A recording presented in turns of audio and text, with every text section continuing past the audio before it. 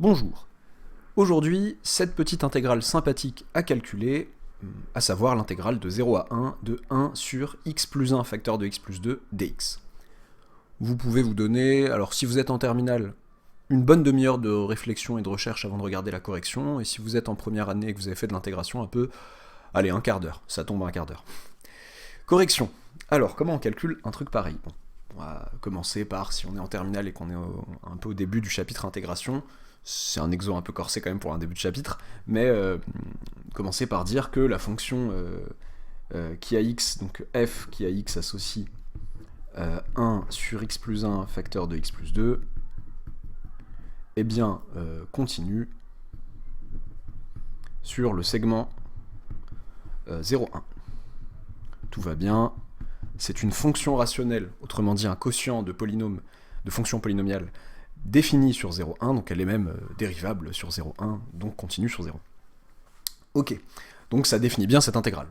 Vous le ferez de moins en moins ce genre de réflexion sur des intégrales vraiment usuelles, mais c'est bon à faire ici.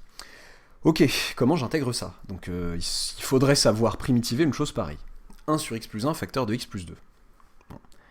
Est-ce que je ne saurais pas primitiver 1 sur x plus 1 séparément et 1 sur x plus 2 séparément? Ben oui. Mais est-ce que pour autant je vais faire la folie d'écrire que c'est l'intégrale de 0 à 1, donc de 1 sur x plus 1 dx fois l'intégrale de 0 à 1 de 1 sur x plus 2 dx? Ça ne marche pas comme ça. Intégrale d'un produit, une intégrale d'un produit n'est pas le produit des intégrales en général. Ce n'est pas du tout... certains, quand ils découvrent la linéarité, pensent que bon, bah, ça permet de tout faire. Non, la linéarité, c'est intégrale d'une somme, ça fait la somme des intégrales. Ouais. Intégrale d'un produit, donc là c'est bien le produit de 1 sur x plus 1 avec 1 sur x plus 2, mais ça ne fait pas donc le produit de ces deux intégrales prises séparément. Mais l'idée de se dire, bah, si j'avais du 1 sur x plus 1 tout seul et 1 sur x plus 2 tout seul, j'aurais pu me débrouiller un peu mieux. L'idée est pas mal. On aurait pu se dire autrement, attends, qu'est-ce que j'ai d'autre? Est-ce que je reconnais pas du u' sur u? Certainement pas, je vois pas... si ça c'est u de x, je vois pas du u' de x ici. Une autre idée encore, ce serait de dire, ah tiens, peut-être une intégration par partie, mais... Il s'agirait donc peut-être de primitiver l'un des membres d'un 1 sur x plus 1 par exemple.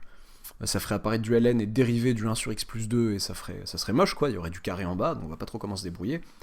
Bon, c'est un peu dur pour des terminales sans indication honnêtement. Il s'agit en fait, on va essayer de transformer ça, on va essayer un peu de prendre du recul, et c'est un peu ce que j'aime bien dans ce genre d'exo, c'est un peu le même principe que l'intégration pour un terminal, ou la primitivation en général, qui est de remonter le temps en quelque sorte, de dire qu'est-ce qu'on a bien pu dériver pour arriver à cette forme. Là, je vais mettre les pieds dans le plat, qu'est-ce qu'on a bien pu mettre sous le même dénominateur pour arriver à ça?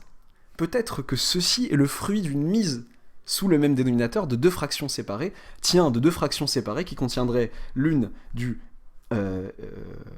quelque chose sur x plus 1 et l'autre du quelque chose sur x plus 2. Ok, c'est une prise d'initiative assez conséquente quand même. Eh bien, j'aimerais que une chose sur x plus 1 plus une chose sur x plus 2 me donne, eh bien, 1 sur x plus 1, x plus 2. Et ces choses-là, j'aimerais que ce soit des constantes a priori. Comme ça sera simple pour moi, comme ça j'aurai voilà, une primitive en primitivant du ln de x plus 1, du ln de valeur absolue de x plus 1, mais comme c'est positif, on est bon, et du ln de valeur absolue de x plus 2 à une constante près multiplicative, quoi. Ok, bah donc c'est ça que je vais me poser comme problème. On cherche, on ne sait pas si ça existe à ce stade, hein, a priori, on cherche a et b réels, tels que, eh bien, quel que soit x appartenant à 0,1 en particulier, a sur x plus 1 plus b sur x plus 2 égale 1 sur x plus 1 facteur de x plus 2. Ce que les premières années vont appeler une décomposition en éléments simples de ce machin en ça. Ok, on cherche à voir si c'est possible. Ok, bah pour quel que soit a et b réel, bon bah, je sais que cette expression, je peux l'écrire autrement. Quel que soit x appartenant à 0,1, a sur x plus 1 plus b sur x plus 2, eh bien c'est quoi? C'est a facteur de x plus 2, plus b facteur de x plus 1, sur x plus 1 facteur de x plus 2. Peut-être mauvaise nouvelle, non? Parce qu'il y a du x en haut. Bon. Mais peut-être qu'un choix éclairé de a et de b fera disparaître ce x en haut. Donc j'ai du a plus b facteur de x, si en haut je mets les x ensemble, ça fait du a plus b facteur de x, les constantes ensemble, ça fait plus 2a plus b, voilà. Plus 2a plus b, donc j'ai développé entre guillemets intelligemment, j'ai rangé tout le monde, les gens qui se ressemblent ensemble. sur x plus 1 facteur de x plus 2, ségrégation polynomiale. Alors, donc les termes en x tout seul, les termes constants tout seul ici, bon, il n'y a pas de x carré là. Et j'aimerais un choix de a et de b qui me donne que ça, pour tout x entre 0 et 1, me donne ça. Je ne suis pas obligé de raisonner par équivalence, je ne suis pas obligé de dire je vais chercher tous les a et b qui marchent. Bon, en l'occurrence, si a plus b égale 0 et 2a plus b égale 1, on a bien étoile. Ce que je vais appeler étoile, c'est ça.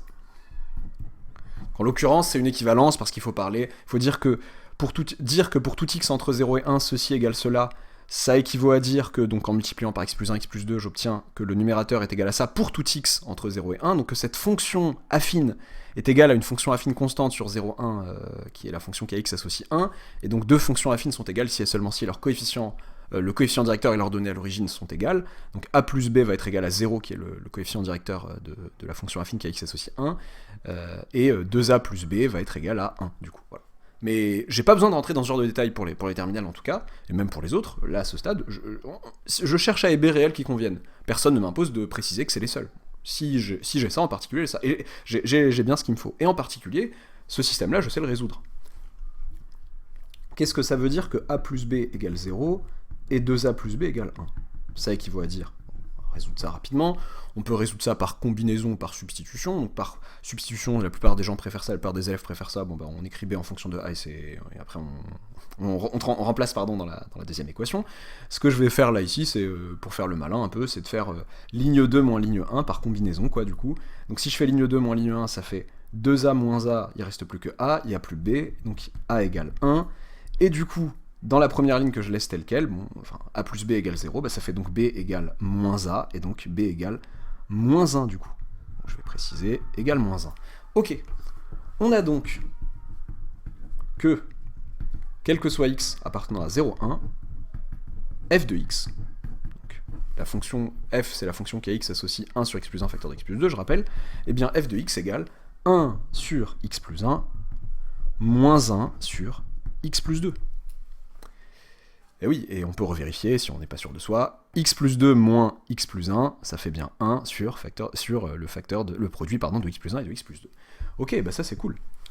D'où intégrale de 0 à 1 de f de x dx égale intégrale de 0 à 1 de 1 sur x plus 1 moins 1 sur x plus 2, le tout dx.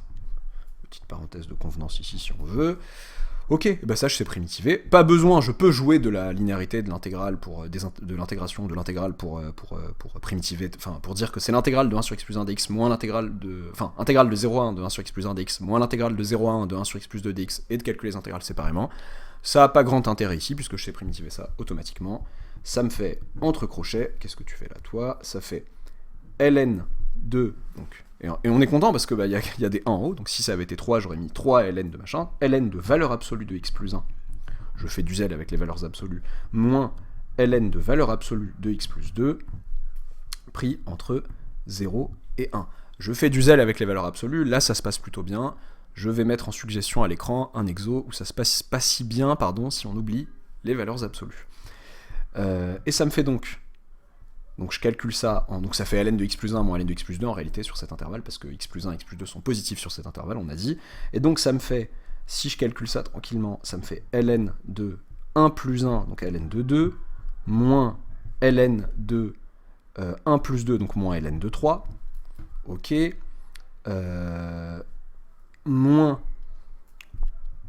donc je mets des parenthèses pour pas me perdre, ln de, je me perds quand même, moins ln de 2, tout va bien, plus, du coup, donc moins, non, j'ai mis les parenthèses, donc j'assume plus qu'au bout, donc moins ln de 2, moins ln de, qu'est-ce que je fais là, pardon, excusez-moi, je me perds, non, c'est bien ça, moins ln de 2, je me suis perdu, je remplace x par 0, je remplace x par 1, ça fait 2, je remplace x, je suis perdu, je remplace x par 1, ça fait ln de 2, et je me suis complètement perdu, pour rien, donc en 1, donc x égale 1, ln de 2 moins ln de 3, très bien, et x égale 0, donc ça fait ln de 1, vous voyez l'erreur, elle est là, moins ln, et je remplace x par 0, et ça me fait 2 du coup. Qu'est-ce que ça nous fait tout ça? Ça nous fait... Ça me paraissait bizarre, j'avais peur... un moyen simple de se rendre compte qu'on s'est trompé, si j'avais continué sur cette erreur-là, je me serais retrouvé avec l'intégrale d'une fonction positive sur 0,1, donc dans le bon sens, avec les bornes dans le bon sens, une intégrale d'une fonction continue et positive sur 0,1 qui me donne un résultat négatif, et ça c'est pas normal, la positivité de l'intégrale m'interdit ça en fait. Donc je dois obtenir quelque chose de positif. Donc ça fait ln de 2, donc ln de 1 ça fait 0, ça fait ln de 2 moins ln de 3 plus ln de 2 finalement, donc ça fait 2 ln de 2 moins ln de 3. Et ça fait aussi, donc 2 ln de 2, je rappelle que c'est ln de 2 au carré, moins ln de 3, si on veut, et tout ça, ça nous fait ln de 4 tiers. Voilà. N'hésitez pas à vous abonner, à partager, et à regarder, si vous êtes en terminale, et que vous cherchez des exos terminalo-compatibles, mais un peu plus compliqués, à regarder la playlist vers le supérieur, qui sera en description de la vidéo. A bientôt pour une nouvelle vidéo.